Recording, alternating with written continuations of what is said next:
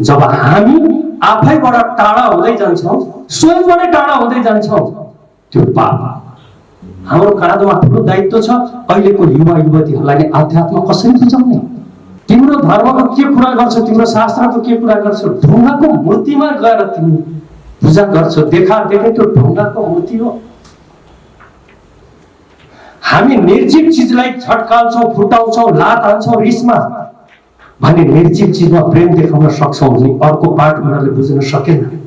अरूलाई किन होच्याउन मन लाग्छ, थाहा केही पनि छैन तै पनि बोल्न मन लाग्छ, कुरा काट्न मन लाग्छ अनि आफूलाई ठुलो बनाउन मन लाग्छ। यसको एउटै उपाय हो, हामी एक्लो अनुभव गर्छौँ। बच्चा बच्चीले याद गर्दैन, बाउआमा त आजकल डिस्टर्ब हुन्छ, उनीहरूलाई मोबाइल चाहिँ हुनु पर्यो। यदि गर्यो भने त्यो मैले फिल्ममा गरेको कमजोर अभिनय जस्तै हुन सक्छ। देश चलाउनलाई मिलेको नाटक गर्छ, कसरी मिल्न सक्छ, के चिज मिल्न सक्छ। अब हामीमा त्यो गल्ती नहोस्। आज आएर इंग्लिश बोल्दिने मान्छे विद्वान भयो, आफ्नो भाषा बोल्ने मान्छे झुम्रे भयो।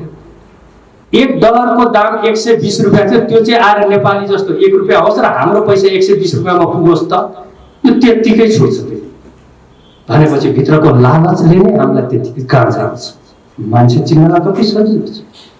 हामी त्यसलाई मात्र हेर्छौँ, उसको कमी कमजोरी मात्र हेर्छौँ। आफूलाई हेर्न छोडेको कारणले सबै व्यक्ति नौलो लाग्न थाल्छ अनि ट्रेजेडी र धोखा भन्ने चिज माइनर हुन थाल्छ।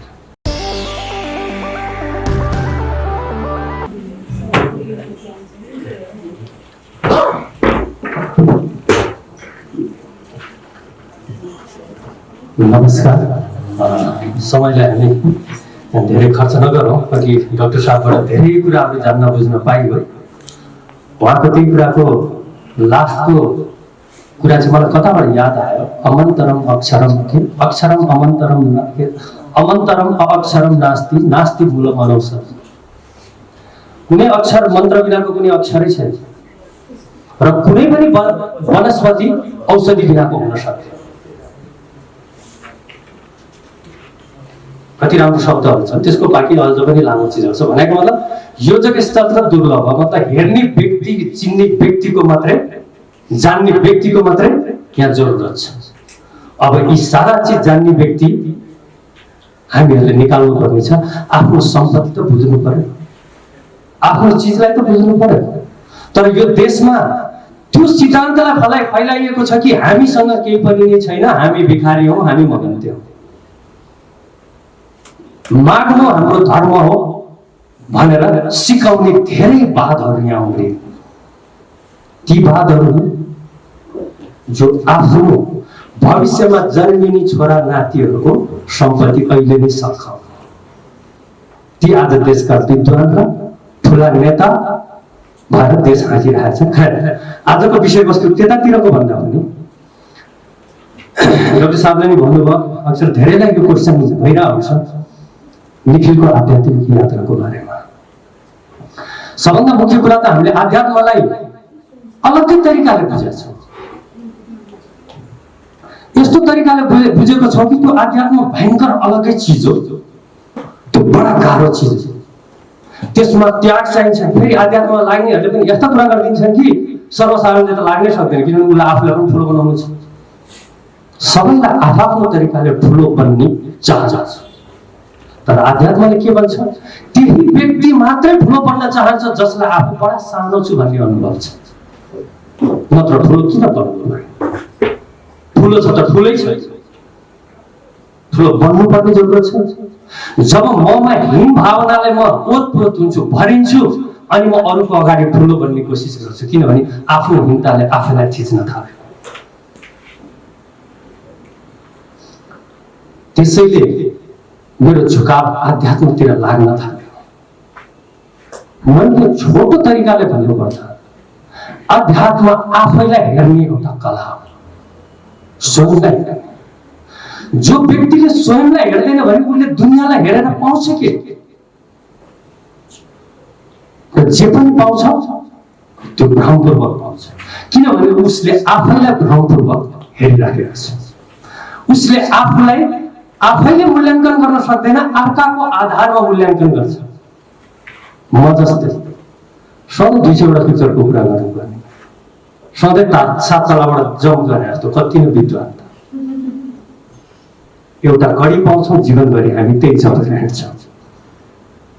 कसैले वाह निखिल सुपरस्टार या निखिल भनेर ठुलो योगदान छ सुन्ने साथै हेर्नु शब्दको कत्रो ठुलो उपयोगिता छ। यो जसरी मैले कानबाट सुने, मेरो भित्रका चिजहरू धेरै स्वेल हुन थालिसक्यो, बढिसक्यो, ठुलो भइसक्यो। कुनै समय थियो म पनि 7 तलाबाट जम्प गरेको भरमा यति पपुलर भइदियो, मैले सोचेको थिएँ नभएको यो चिकन चेस्ट पनि फुलाएर हिँड्न थाले, यति अकडेर हिँड्थेँ। तर चाँडै नै रियलाइज भयो कि 6 महिना मेरो ढाड दुख्ने बिमारी नै आयो। अर्कालाई देखाउने चक्करमा मैले बिरामी नै निम्थेँ। तर यति एउटा मेरो बानी चाहिँ थियो नै, म अरूलाई भन्दा आफैलाई हेर्थेँ। म भित्रको गलत भन्दा गलत चिज र म भित्र जतिखेर पनि कुविचार आउँथ्यो, म आफैलाई सोध्थेँ कि निखिल तैँले सोची के राख्यो, अनि अरूसँग अरू नै छ। तर प्रकृतिको बडा गजबको थियो। यो धरतीमा सबै व्यक्ति जीवनभरि अभिनय नै गरिरहेको हुन्छ। तर हाम्रो सौभाग्य भन्ने या के भन्ने, हामी त्यही अभिनयलाई व्यापारमा राख्दैनौँ। हाम्रो त प्रोफेसनै अभिनय गर्नु। अरूले चाहिँ अभिनय नै गरेर जीवन बिताए, हामीले त्यही अभिनय नै गर्छौँ, तर त्यसलाई नै हामीले प्रोफेसन गरे। त्यही भएर अघि मैले सुरुमै भने हामी नाटक गर्छौँ। अब आध्यात्मको कुरा म उठाउन चाहन्छु। खास भन्ने हो भने राजनीतिमा लाग्ने व्यक्तिले आध्यात्मिक हुनै पर्छ। बिना आध्यात्मिक व्यक्ति राजनीतिमा गयो भने यस्तै पार्टीका जस्ता व्यक्ति हुन्छ। त्यसैले एकीकृत शक्ति नेपालले एउटा प्रण गर्ने पहिलामा आध्यात्म बुझ्छु अनि राजनीतिको पाइला चाल्छु। बिना आध्यात्म त्यो व्यक्तिले न स्वयंको लागि राम्रो गर्न सक्छ, जसले स्वयंलाई बुझेन, स्वयंको लागि राम्रो गर्न सकेन, स्वयंसँग मित्रता गाँच्न सकेन, देश र जनताको लागि के गर्न सक्छ? कति वर्ष हेर्ने हामीले अधर्मिक व्यक्तिहरू छन् जसले अधर्मलाई, अमानवीय कामलाई नै धर्मको प्रचार गर्न थालेर मूल धर्मलाई चाहिँ यो पिचासको खेल हो भनेर भगाउने सोच राखे। तर हामी हेरेर बस्यौँ।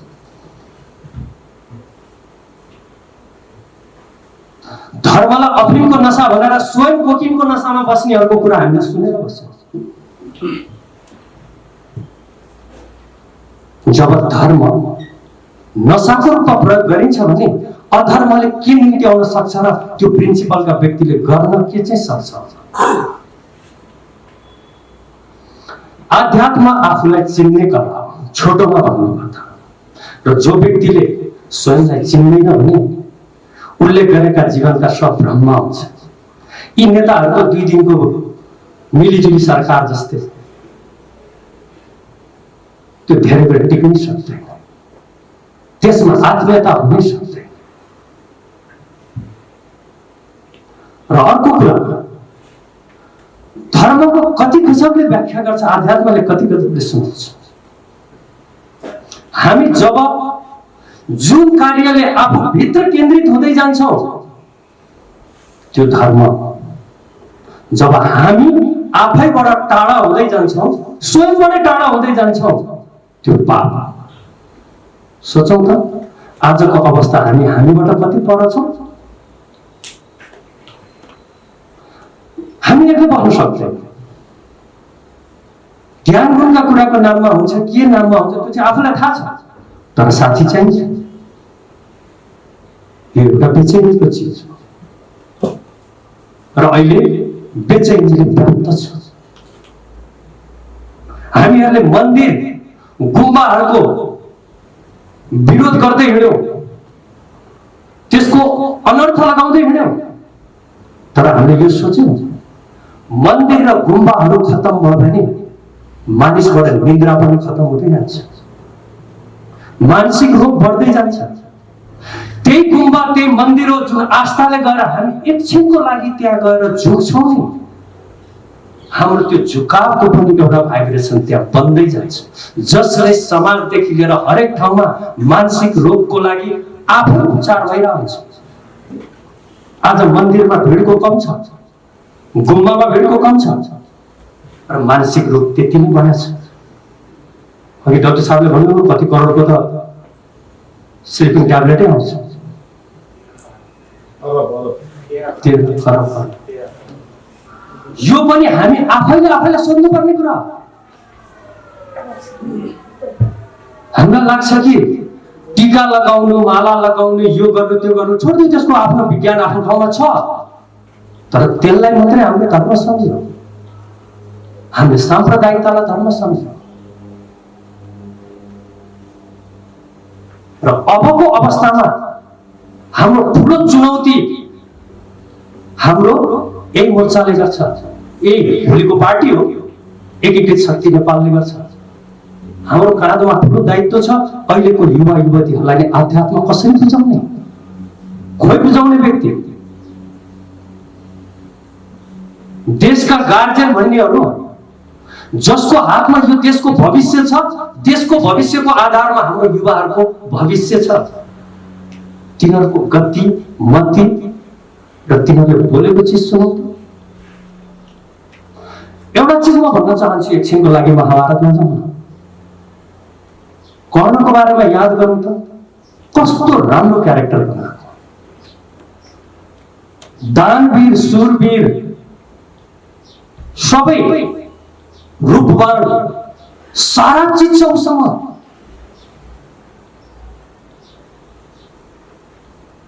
तर उसलाई पनि नेगेटिभ क्यारेक्टरमा राखिएको छ, उसको अन्त नराम्रो छ।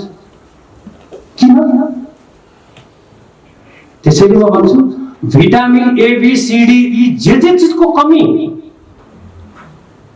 हामीहरूले खानाबाट पुरा गर्न सक्छौँ, डाक्टर साहबहरूले त्यो चिजको व्याख्या गर्नुहुन्छ, तर त्यस्तै भिटामिन त्यस्तै तत्त्वको कमी हामीमा बुद्धत्वको कमी, कृष्णत्वको कमी, शिवत्वको कमी छ नि, बाँकी सबै चिजको फुलफिललाई पनि पूर्ण कमी बनाइदिन्छ।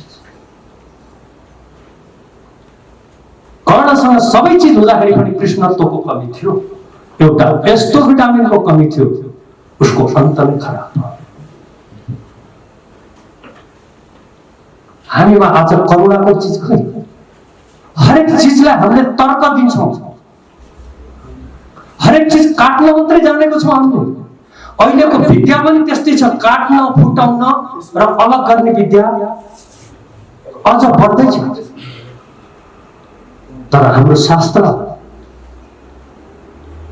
हाम्रो धर्म परम्पराले सिर्फ जोड्न सिकाएको थियो, हामीले त्यसलाई बिर्सिनै गयौँ।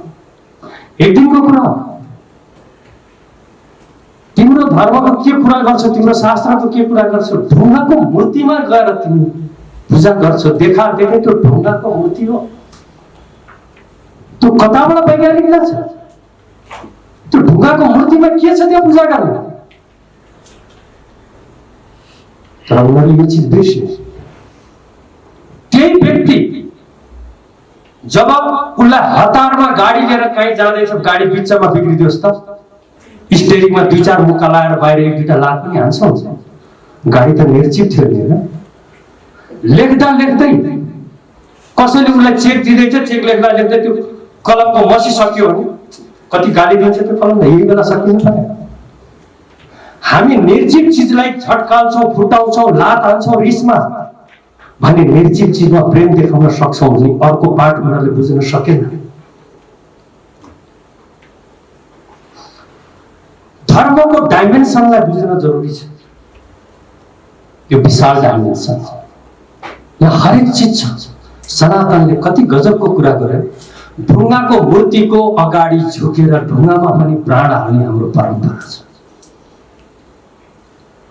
मूर्ति त झुक्ने होइन, तर श्रद्धापूर्वक हामी झुक्दाखेरि हाम्रो शरीरभित्रको कति गजबको रियाक्सनको चिजहरू छन् जसले हामी भित्रबाट हामीलाई परिवर्तन गर्न सक्छ।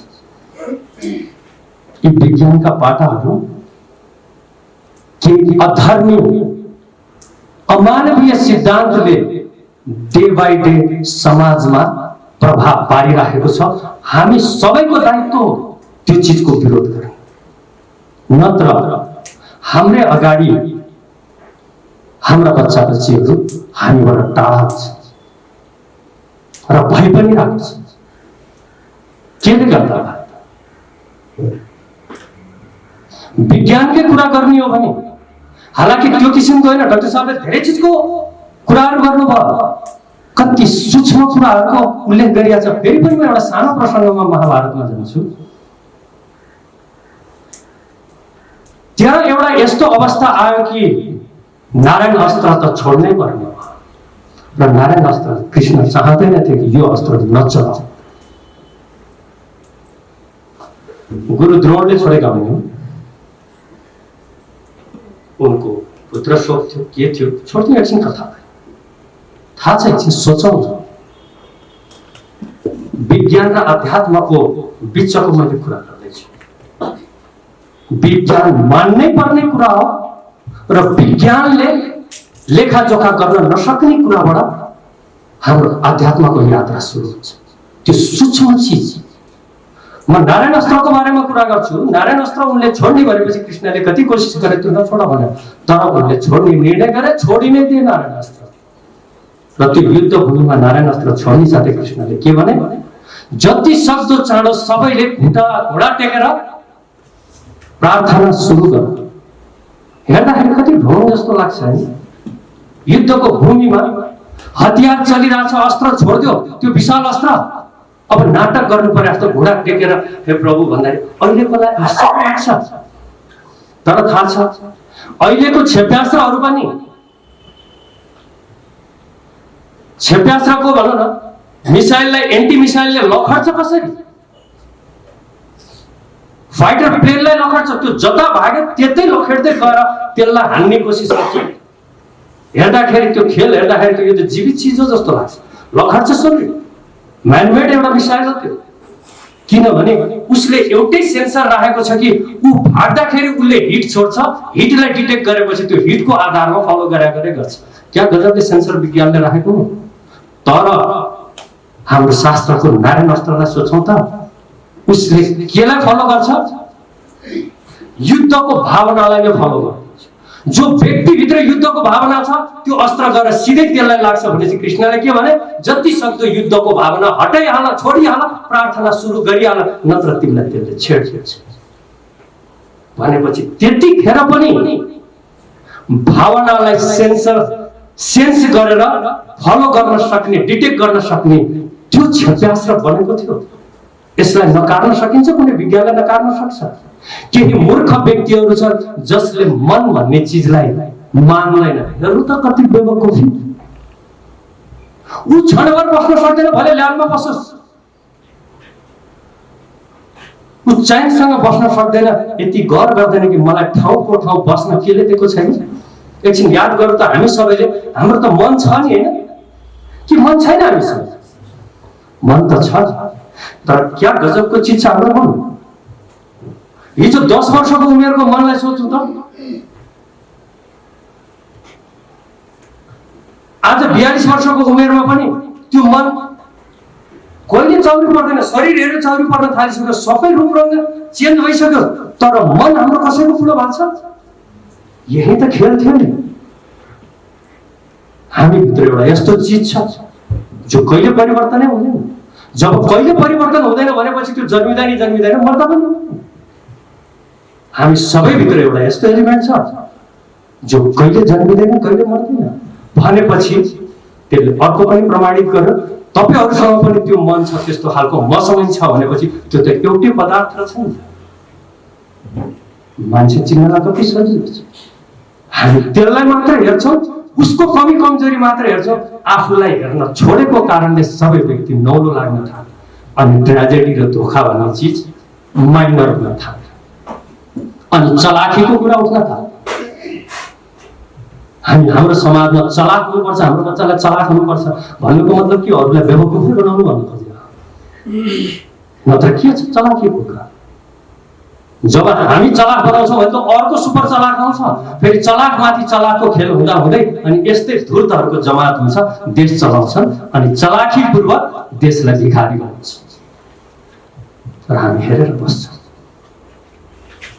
यो सारा चिजको मूल्याङ्कन एउटै चिजले गर्छ, जुन अध्यात्मको अनुभवले, पढाइले पनि होइन, यी अनुभवका चिज। स्वयंको अनुभव गरौँ, म के हुँ, अर्काले के भन्छ छोडिदिउँ, किनभने हामी त्यही काम गर्छौँ जीवनभरि जस्तो आफूले आफूलाई सोचेको छ, अर्को काम हामीले गरेका छैनौँ। आज हामीबाट निन्द्रा गायब भयो, त्यसको 1000 बहाना हामी निकाल्छौँ, केही पनि होइन, हामी आफैबाट टाढा भयौँ। हामी कति बिचारा भएर बाँच्यौँ, स्वयंको मित्र स्वयं नै हुन सकेन, अर्को मित्रबाट कसरी आफैबाट बोर भए मान्छे अरूलाई खोज्दै हिँड्छौँ। दुईटा बोर भए मान्छे बस्छौँ, दुनियाँभरिको कुरा गर्छौँ, अहिलेको सडकको आन्दोलन जस्तै। म त त्यो आन्दोलनलाई भोमिट भन्छु, धेरै अप्ठ्यारो भित्र छ। सडकमा गयो, भोमिट गर्यो, क्या रिलिफ हुन्छ? आन्दोलन गरेर आएपछि सुतिन्छ, मजाले सुतिन्छ, नेताहरूलाई राम्रोसँग थाहा छ यिनीहरू कराउँछन्, भोमिट गर्छन्, गएर सुत्छन्, हाम्रो काम चलिरहेको छ। त्यसैले हामीले सूक्ष्म तरिकाले एउटा नयाँ क्रान्तिको सुरुवात गर्नुपर्छ, त्यो हो अध्यात्मको। हरेक युवामा के हो त अध्यात्म? यसले हामीलाई के फरक पार्छ त? जबसम्म हामीले यो चिजको स्पष्टता दिन सक्दैनौँ, हाम्रो राजनैतिक अभियान जहिले पनि अधुरो नै रहन्छ। हामीले स्वयंलाई चिनौँ, हामीमा अहङ्कार किन छ, अरूलाई किन होच्याउन मन लाग्छ, थाहा केही पनि छैन तै पनि बोल्न मन लाग्छ, कुरा काट्न मन लाग्छ, अनि आफूलाई ठुलो बनाउन मन लाग्छ। यसको एउटै उपाय हो, हामी एक्लो अनुभव गर्छौँ। बच्चा बच्चीले याद गर्दैन, बाउआमा त आजकल डिस्टर्ब हुन्छ, उनीहरूलाई मोबाइल चाहिँ हुनु पर्यो र मेमोरी यति कमजोर भइसक्यो कि अब त आफ्नो बाउआमा मोबाइल हरायो भने बाउआमा नचिन्न नि सक्छ, किनभने मोबाइलको आधारमा, फोटो हेरेको आधारमा आफ्नो मेमोरीलाई राखेको छ। हामीले जसरी खाना खाँदाखेरि एउटा अलिकति पनि खराब खानाले हामीलाई शरीरमा कत्रो हानि पुर्याउँछ भने त्यो सेम थ्योरी सबै इन्द्रियहरूमा लागू हुन्छ। आँखाले हेरेर पनि विकृत चिज हामी भित्र लग्छौँ, कानले सुनेर पनि हामी विकृत चिज भित्र लग्छौँ, नाकले सुनेर पनि र मुखले बोलेर पनि। र यो सारा चिजको सन्तुलनलाई बुझ्न खोज्नु र आफूभित्र भएको परिवर्तन र आफ्नो बेचैनीलाई हेर्नु नै अध्यात्म हो। अब सोचौँ न, यो नगरिकन हामीले देशको लागि कसरी चाहिँ गर्न सक्छौँ? यदि गर्यौँ भने त्यो मैले फिल्ममा गरेको कमजोर अभिनय जस्तै हुन सक्छ, त्यो दिगो हुँदैन। फेरि एउटा बहानामा सबै इक्जाम्पल, एउटा चिज हामी भाग्यमानी यो सेन्समा नि छौँ, देश लुटाएर खत्तम पार्दाखेरि पनि नि यिनीहरूले सबै चिज देखाइदिइसकेका छन्, बुझ्नको लागि छ। फेरि कस्ता व्यक्तिहरूको कुरा गर्दैछु, देश चलाउनलाई मिलेको नाटक गर्छ, कसरी मिल्न सक्छन्, के चिज मिल्न सक्छ? अब हामीमा त्यो गल्ती नहोस्। यो देशमा अझ पनि पार्टी बन्नलाई धेरै छन्। मलाई भन्दै थियो 50 वटा त नयाँ पार्टी नै छ अरे, राजा चाहिन्छ भन्नु, 50 वटा अझ पनि। कुनै पनि पार्टी र मोर्चा बेचैनीको कारणले खोलिएको नहोस्, ताकि आज पार्टीको मिटिङ छ गएर आफ्नो कुरा पक्राउन होइन। हामीले हाम्रो काँधमा धेरै ठुलो दायित्व छ। हामीले सम्झाउन सक्नु छ, सबभन्दा पहिला त पढाउन सक्नु छ। यहाँ नोइज छ, यहाँबाट जति पनि युवाहरूलाई बाहिर पठाउने किसिमको एजुकेसन छ, आफैबाट आफै टाढा पार्ने एउटा शिक्षा छ, र सब टाढा भइसकेपछि उनीहरूलाई राज गर्न सजिलो छ। र उनीहरूलाई यो पहिले नै थाहा थियो कि यिनीहरू ती परम्पराका हुन्, यिनीहरूका शास्त्रमा त्यो चिज छ कि सधैँ एक बनाउन सक्ने यिनीहरूमा क्षमता छ। र उनीहरूले नयाँ शिक्षाको सुरुवात गरे कि त्यसलाई हामीले फोड्नुपर्छ। आज आएर इङ्ग्लिस बोल्दिने मान्छे विद्वान भयो, आफ्नो भाषा बोल्ने मान्छे झुम्रे भयो। त्यसको पनि कुनै ठुलो कारणले होइन। मानव कि कोरोनाले यो विश्वलाई झ्याप्प बन्द गरिदिए जस्तै एउटा कुनै घटना घट्यो रे, $1 को दाम 120 रुपियाँ थियो, त्यो चाहिँ आएर नेपाली जस्तो 1 रुपियाँ होस् र हाम्रो पैसा 120 रुपियाँमा पुगोस् त, यो त्यत्तिकै छुट्छ भनेपछि भित्रको लालचले नै हामीलाई त्यतिकै गाड्छ। यदि हामी सही प्यारेन्ट्स हो र सबैले यी नेताले जस्तो अकुत सम्पत्ति बच्चालाई छोडेर जान सक्दैन, हुन त यिनीहरूले नि छोड्न सक्दैन, यिनीहरू त्यति अधर्मी भए।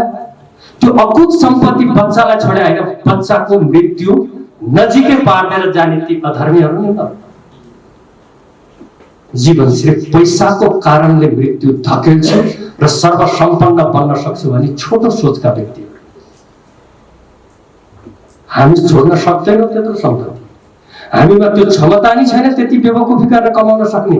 तर हामीले हाम्रो बच्चाको सुन्दर भविष्य उसले पनि यसै गरी सडकमा आन्दोलन गर्नु नपरोस्, यति बेशरम व्यक्तिहरूले चलाएको देशमा टल्ल परेर हेर्न नपरोस् कि त्यो चिजलाई अहिले खत्तम गर्न हाम्रो उत्तरदायित्व होइन होला। यदि साँच्चै नै हाम्रो बच्चाहरूलाई हामी माया गर्छौँ भने यो सङ्घर्ष हामी नै टुङ्ग्याइदिउँ, उनीहरूलाई एउटा शान्त सुन्दर देश दिन्छौँ। यो तब मात्र पोसिबल छ जब स्वयंले स्वयंतिर हेरौँ देशको कति माया छ। यो नाटकको लागि होइन, अध्यात्मले भित्रबाट प्रेम जगाउँछ, बिना अध्यात्मले प्रेम हुँदैन। गजबको कुरा छ, प्रेम हामी उनीसँग गर्छौँ तर प्रेमको गाढापन यहाँ देखिन्छ, तर उनीसँगको प्रेमको कमीले यहाँको प्रेम सबै मैले फिल्ममा गरेको कमजोर नाटक हुन जान्छ। त्यसैले गर्दाखेरि हामी राजनीतिमा आज आउँदैछौँ भने हामी चाहन्छौँ देशको भविष्य भने हामीले अध्यात्मको अनुभव लिन थाल्यौँ, हामीले प्यास जगाउँ, सत्यको प्यास जगाउँ, सत्यलाई जान्ने कोसिस गरौँ, गुरुहरूबाट प्यासी भएर पुगौँ कि केही बुझौँ भनेर, अनि मात्रै हाम्रो राजनीतिक सफल हुन्छ र हामी अरूलाई कन्भिन्स पनि गर्न सक्छौँ। र म अन्तमा यो चिज भन्न चाहन्छु, ज्ञान बडा गजबको चिज हो, ज्ञान देखिन्छ, ज्ञान व्यक्तिमा देखिने चिज हो, सुन्ने चिज होइन। सुन्न त म जस्तो गवाडीहरूले जस्तो कुरालाई जस्तो पनि पार्दैन, ज्ञान व्यक्तिमा देखिनुपर्छ। र एकीकृत शक्ति नेपालका हामी कार्यकर्ता बन्न चाहन्छौँ भने हामीमा त्यो झलक देखिने साथै नै महसुस गर्न सकुन् हाम्रो आन्दोलन त्यहीबाट शक्तिशाली हुन्छ। हामीले कम बोल्नु परोस् ताकि हामीलाई हेर्दा नै सामनेवालाहरूलाई अनुभव होस्। यो हल्ला खल्लामा धेरै बोल्ने चिजलाई कम गरौँ र सत्य त्यो हो जसलाई अनुभव हुन थाल्छ, निशब्दले पनि सामनेवालालाई धेरै चिज सम्झाउन थाल्छ। मौनतामा धेरै चिज छ, तर बुझेको मौनतामा, कुटिल मौनताको कुरा गरे होइन, कुटिल मौनताको रिजल्ट कस्तो हुन्छ त यिनीहरूलाई हेरे हुन्छ, यहाँ छँदैन। र अन्तमा म यही भन्छु, बिना अध्यात्मको अनुभव र बिना स्वयंसँगको चिनाजानी, स्वयंसँगको मित्रता बिना सबै चिजमा हामी कमजोर हुन्छौँ।